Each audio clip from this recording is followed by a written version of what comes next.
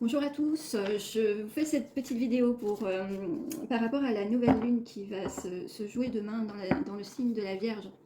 Donc demain matin, en fait, on va avoir la nouvelle lune qui va se mettre en place. Comme chaque nouvelle lune, elle va être teintée du signe dans lequel elle transite. Et pour le coup, ici, c'est la Vierge. Donc il faut savoir que la nouvelle lune, elle transite toujours en Vierge au mois de septembre. C'est pour ça que on a un petit peu cette énergie de rentrée. Vous savez, euh, la rentrée scolaire, on aime bien trier les affaires, mettre les cahiers avec les cahiers, les crayons avec les crayons, etc. Eh bien, on va prendre cette énergie-là avec la Vierge, c'est-à-dire que la Vierge, elle va nous donner cette énergie de venir classer, de venir trier, de venir, comment dire, prendre son agenda et puis de venir planifier les choses. Donc, si vous avez, je ne sais pas moi, peut-être un projet, ça va être une énergie qui va vous servir à prendre vos rendez-vous, aller planifier, aller chercher chez l'autre ce qui peut vous apporter des informations. La Vierge, en fait, c'est ça. Et puis, elle va aussi chercher à être utile à l'autre. Il y a aussi le côté Vierge, le côté prendre soin de son corps, prendre soin de sa santé surtout. Donc, en fait, cette énergie, elle peut vous donner envie de faire du sport, elle peut vous donner envie de commencer une cure, je ne sais pas moi, d'un complément alimentaire, faire une détox, enfin voilà, tout ce qui peut vous apporter du mieux-être et quelque chose de plus utile pour votre santé. On peut avoir comme ça quelques petits, on va dire des petites envies qui arrivent, mais qui sont investies de cette énergie de lune qui vient nous apporter l'énergie de la Vierge. Alors évidemment, ça ne va pas être pour tout le monde, et évidemment, je vous le dis toujours, c'est en fonction de notre thème astral. Évidemment, si c'est en Vierge, ça va être plus impactant pour les signes de terre, donc les taureaux et les capricornes. Il va y avoir aussi, par jeu de sextile, les cancers qui vont être... qui vont avoir aussi cette réverbération. On va avoir aussi les scorpions qui vont être touchés par tout ça, par cette belle énergie qui est de venir structurer les choses.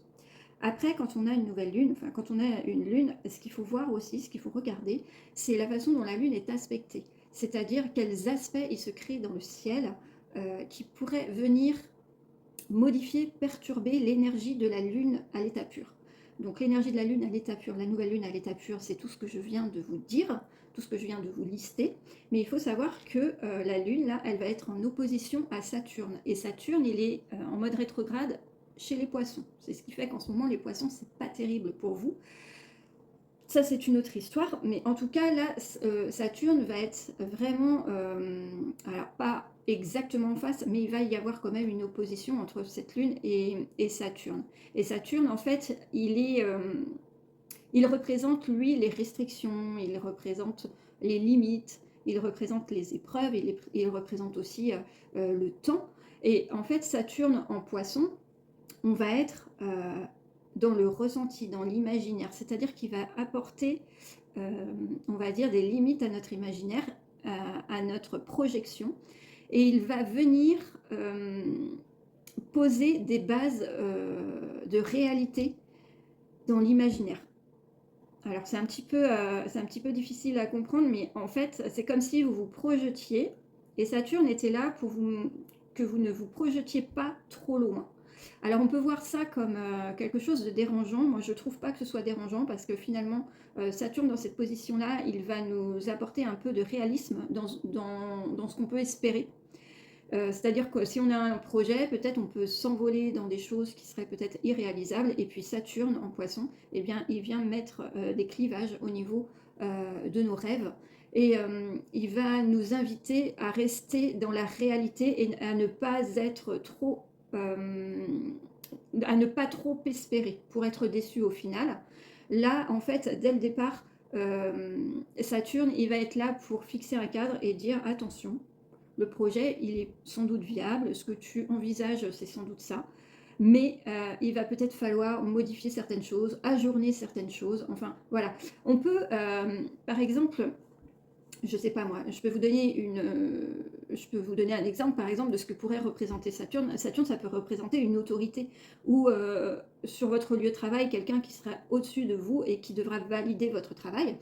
Ben, Saturne, on peut le voir comme ça, c'est-à-dire que vous déposez votre demande, vous déposez votre travail, vous déposez par exemple, je sais pas moi, un projet, et il y a l'autorité compétente qui va vous dire ben, c'est ok, mais par contre on va faire quelques modifications parce que ça ne sera pas pour tout de suite, ou ça c'est pas réalisable en l'état, il va falloir modifier les choses. Et donc Saturne, il faut le voir comme ça. Aujourd'hui, dans la nouvelle lune, il va apporter son énergie qui va venir peut-être structurer et aussi rendre les choses beaucoup plus tangibles et beaucoup plus dans l'aspect concret.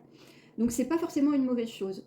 Donc il y a ce premier aspect qui va se faire à la Lune, et il y a un deuxième aspect qui va être Jupiter. Et là c'est pareil, on va être au carré de Jupiter, donc une énergie dissonante encore. Et Jupiter, il est en Gémeaux. Jupiter en Gémeaux, euh, pour vous dire les choses, Jupiter en Gémeaux, j'ai essayé d'être assez concrète et précise dans ce que je vais vous dire, parce que c'est pas forcément simple de tout expliquer comme ça, mais en gros, chaque planète est à son plein potentiel dans un signe qui lui est relié. Et en fonction, donc la planète, quand elle transite, bah, elle passe par différents signes. Et par exemple, Jupiter, elle va être très forte quand elle va passer en Sagittaire, parce que c'est la planète qui est reliée au Sagittaire, c'est l'expansion, c'est la croissance, c'est la planète qui fait vraiment, qui amplifie les choses. Et en fin de compte, ben là, elle va être dans le signe opposé au Sagittaire. Ça veut dire qu'elle va être dans un signe dans lequel elle est en exil. Et quand elle est en exil, bien, son énergie va être amoindrie. Elle ne va pas avoir la même force, la même portée que si elle était dans le signe dans lequel elle trône. Et en exil, c'est vraiment l'énergie la moins forte qu'elle puisse dégager.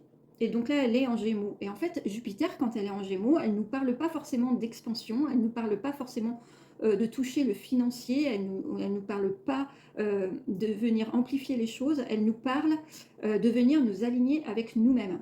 Quand on a Jupiter en Gémeaux, dans son signe, dans son thème astral, c'est mon cas par exemple, eh bien, Jupiter en Gémeaux, ça apporte la volonté de s'aligner toujours plus avec soi-même. Ça ne va pas avoir la portée financière qu'on lui attribue ou sur les biens matériels qu'on lui attribue d'habitude. Donc là, en fait, l'énergie de Jupiter en Gémeaux, elle va venir aussi résonner avec cette nouvelle lune qui se joue. Et donc, ce qui va se passer, ben, ça va être très simple, c'est que le projet de base, eh bien, il va se confronter à la rigueur de Saturne, qui va lui demander d'être vraiment dans le concret, et se confronter aussi à la volonté d'alignement qui est inspirée par Jupiter, actuellement dans son placement. Et donc, le projet, en fait, on va nous demander, alors je vous parle de projet, mais c'est si vous avez un projet, évidemment, ou ce que vous allez peut-être émettre comme souhait à cette nouvelle lune. Des fois, on fait des chèques d'abondance, où on met un domaine de vie, par exemple, où on veut être abondant dans ce domaine de vie, que ce soit la santé, que ce soit le financier, que ce soit au niveau du professionnel. On peut, vous savez, mettre plusieurs ou même qu'un thème, mais on peut demander l'abondance dans plusieurs choses. Ça peut être juste ça, ce qui est déjà pas mal en soi. Eh bien, en fait, il faut prendre en compte que ce qu'on va émettre comme souhait, il va y avoir donc la rigueur de Saturne qui va venir s'opposer à ça. Alors pas forcément s'opposer, mais en tout cas apporter voilà, le cadre. C'est-à-dire qu'on ne peut pas demander quelque chose de complètement irréalisable, parce que Saturne va être là pour nous ramener à l'état du concret et dire t'emballes pas, en fait, il faut que ce soit viable ton projet. Et puis on va avoir Jupiter en Gémeaux qui va nous dire, eh bien, est-ce que ça résonne aussi en toi? Est-ce que ce projet, il résonne en toi? Et si de ces deux choses-là, on est OK, ben là, évidemment, ça va pulser. Cette énergie de la Vierge, donc en fait, elle va durer durant 28 jours. Donc pendant 28 jours, on va pouvoir en fait commencer à s'activer sur notre projet, commencer à mettre des choses en place. Aujourd'hui, à partir de demain, on va pouvoir poser des intentions, poser des pions structurer les choses petit à petit sur l'énergie jusqu'à la pleine lune. Ça va être comme ça que ça va se passer.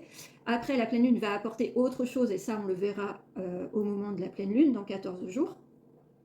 L'énergie sera redescendante jusqu'à la nouvelle lune qui, elle, sera en balance. Et là, on parlera d'harmonie. Mais ça sera pour la prochaine fois.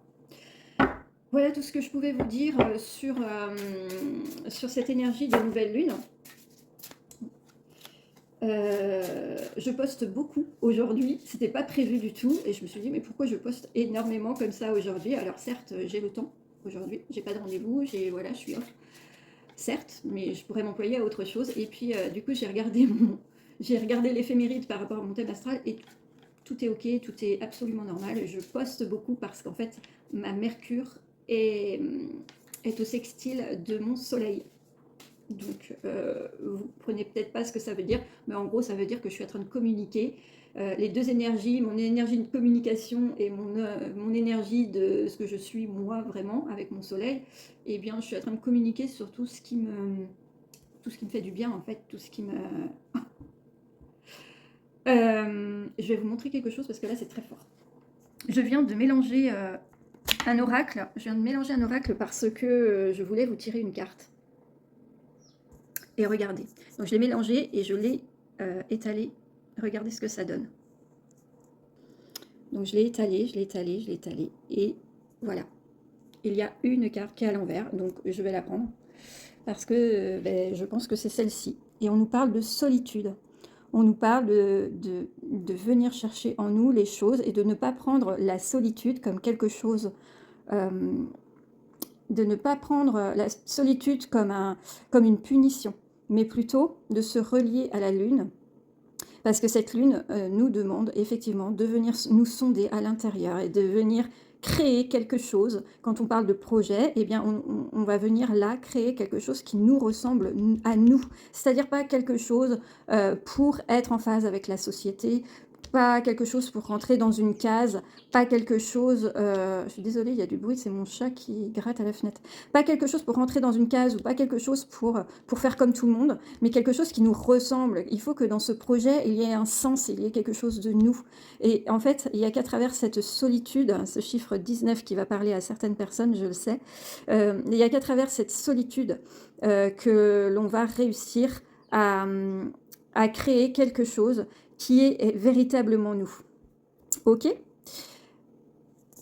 Eh bien, il me reste à vous souhaiter une très bonne nouvelle lune. J'ai parlé de pleine lune, je crois, juste avant. Bref, je me suis peut-être trompée. Hein. Il me reste à vous souhaiter une très bonne nouvelle lune. Et je vous dis à très bientôt. Ciao.